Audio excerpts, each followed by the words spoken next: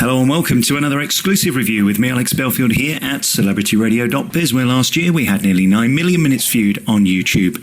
This week we focus on Finding Neverland at the Lunt Funtanne Theatre on Broadway. I went there wanting to love this show, but sadly I only liked it. It's not horrible or boring, but there were moments when I wanted to check my emails or just find another land.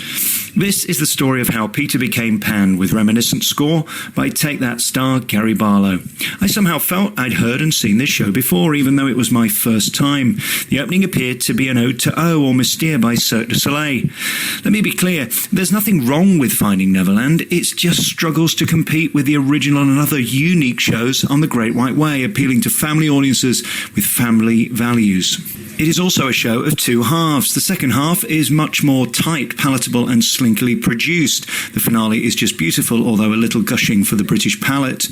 Laura Michelle Kelly, as always, makes you fall in love with her immediately. Such mind-blowing, effortless talent, and Matthew Morrison is completely slick and clearly adored by his fans. Sadly, overall, this is a 3-star production and score with 5-star potential and moments throughout.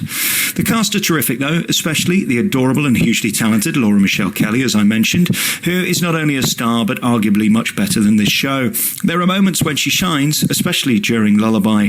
Matthew Morrison is off my radar but clearly has a massive following. His Scottish accent was curious and almost inaudible at times, but he clearly has an allure from the Glee fans. It's clear throughout that he's a theatre pro with exceptional timing, physicality, and absolutely deserves to have the role.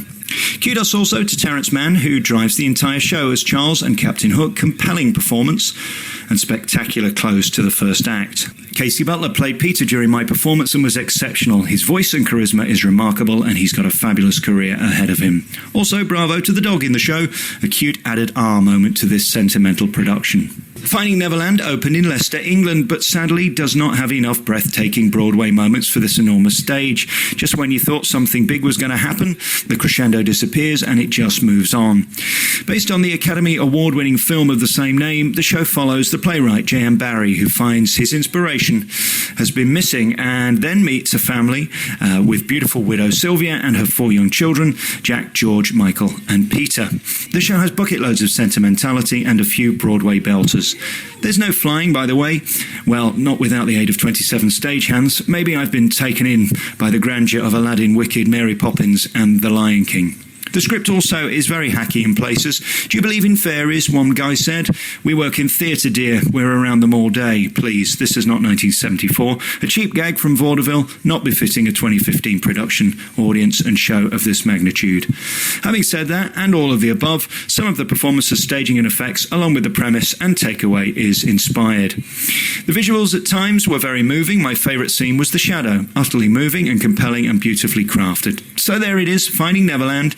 It's still winning awards, selling out and getting standing ovations, so what do I know?